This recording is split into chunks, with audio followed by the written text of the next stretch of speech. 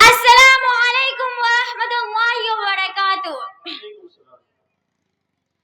الحمد للہ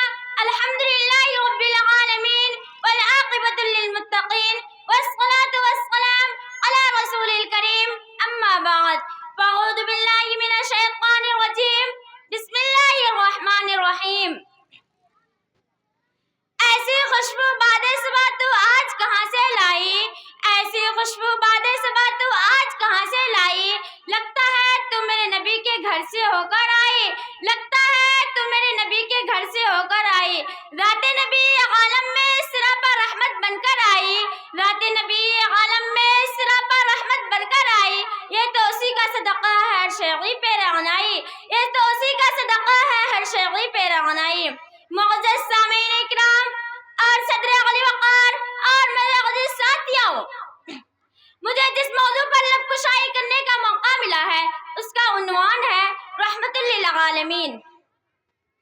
اللہ تعالیٰ نے قرآن میں فرمایا ہے وَمَا أَرْسَلْنَاكَ إِلَّا رَحْمَةً لِّلْعَالَمِينَ،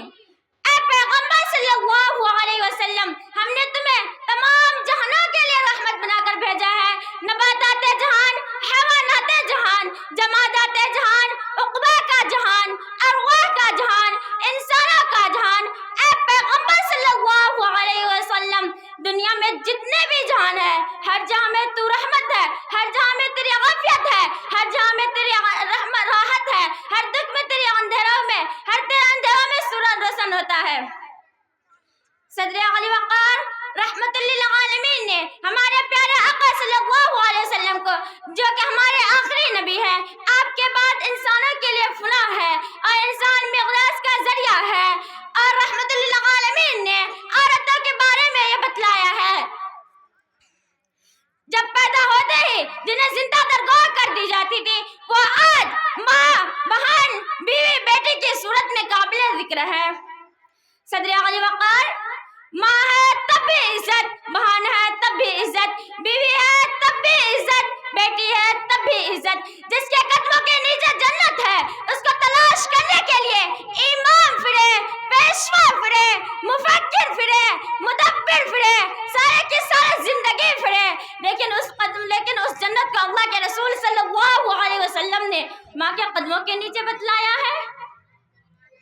جناب صدر رحمت للعالمین انسانیت کا تفرقہ بازی اور فرق رنگ و نسل پر ختم کیا ہے۔ رحمت للعالمین نے حضرت حبشی کے غلام حضرت بلال حبشی رضی اللہ عنہ کو مدینے کا مؤذن مقرر کیا ہے۔ آپ سے پہلے جہالت کا دور تھا، کہیں پانی لینے سے جھگڑا تو کہیں گھوڑے آگے دوڑانے سے جھگڑا،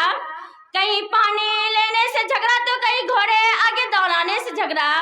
جہاں انسان تو تھی انسانیت نہ تھی، جہاں انسان تو تھی انسانیت نہ تھی، جہاں دل تو تھا سوائے دل نوازی نہ تھی، جہاں دل تو تھا سوائے دل نوازی نہ تھی، جہاں روح تو تھی روحانیت نہ تھی، جہاں روح تو تھی روحانیت نہ تھی۔ صدر علی وقار، جب بھائی بھائی کا دشمن، ہمسایہ ہمسایہ کا رقیب تھا، جب حضور آئے تو سرآفری رشک پا گئی، دنیا اندھیروں سے نکل کر روشنی میں آ گئی۔ آپ کے دروازے پر ابو بکر آئے تو صدیق بن گئے، عمر آئے تو فاروق بن گئے، علی آئے تو اسد اللہ بن گئے، یوسف آئے تو سیف اللہ بن گئے۔ آپ کی راہ میں کانٹے بچھائے گئے مگر آپ جنت کی پھولوں کی بشارت دیتے رہے، آپ کے چہرے پر غلاظت پھیلی گئی مگر آپ دشمنوں کے حق میں دعا کرتے رہے کہ محمد سے وفا تو نے تو ہم تیرے ہیں، کہ محمد سے وفا تو نے تو ہم تیرے ہیں، یہ جہاں چیز ہے کیا لوح قلم تیرے ہیں، یہ جہاں چیز ہے کیا لوح قلم تیرے ہیں۔ خوشبو ہے تازگی ہے لطافت فضا میں، خوشبو ہے تازگی ہے لطافت فضا میں، ہر وصف ہر کمال میرے مصطفیٰ میں، ہر وصف ہر کمال میرے مصطفیٰ میں ہے۔ جس نے دیکھا پڑھ لیا کلمہ خلوص سے، جس نے بھی دیکھا پڑھ لیا کلمہ خلوص سے، کتنی کشش دل جمال رسول اللہ صلی اللہ علیہ وسلم میں ہے۔ وہ عرش کا چراغ ہے میں ان کے قدموں کا دھول ہوں، وہ عرش کا چراغ ہے میں ان کے قدموں کا دھول ہوں، اے زندگی گوار ہے نا میں بھی غلام رسول ہوں، اے زندگی گوار ہے نا میں بھی غلام رسول ہوں۔ صدر علی وقار،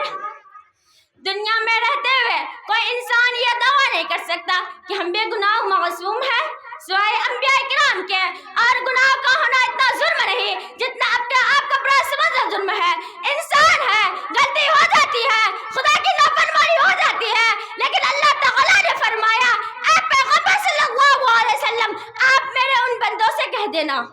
کہ تو نے اپنے اوپر جتنا ظلم زیادت کر رکھی ہے نا امید مت ہو، یقیناً اللہ تعالیٰ ہر قسم کے گناہوں کو معاف کرتا ہے۔ ہاتھ اٹھانا تیرا کام ہے، مغفرت کرنا میرا کام ہے۔ اللہ تعالیٰ توبہ کرنے والوں سے خوش اور راضی ہوتا ہے اور اس کا اپنا دوست بناتا ہے اور اس کی فریاد کو سنتا ہے اور اسے پوری بھی کرتا ہے۔ اللہ تعالیٰ بہت بڑا بخشنے والا اور رحم کرنے والا ہے، اور اس آیت کریمہ کے ذریعے اللہ تعالیٰ نے یہ اعلان فرمایا ہے کہ بندہ تو چاہے کتنا ہی گناہ کر لے، وہ گناہ زمین کی ذرات سے زیادہ ہو، وہ گناہ بارش کے قطروں سے زیادہ ہو، وہ گناہ سمندر کی سطح کو پہنچ جائے، لیکن میرے بندے تیرے گناہ میری مغفرت تک نہیں پہنچ سکتا۔ اس لیے میرے بندے اگر تو نے کتنا ہی بڑے بڑے گناہ کر رکھے ہیں نا امید مت ہو، یقیناً اللہ تعالیٰ ہر قسم کی گناہ کو معاف کرتا ہے۔ ہاتھ اٹھانا تیرا کام ہے، مغفرت کرنا میرا کام ہے۔ اللہ تعالیٰ توبہ کرنے والوں سے خوش اور راضی ہوتا ہے اور اس کو اپنا دوست بناتا ہے اور اس کی فریاد کو سنتا ہے اور اسے پوری بھی کرتا ہے۔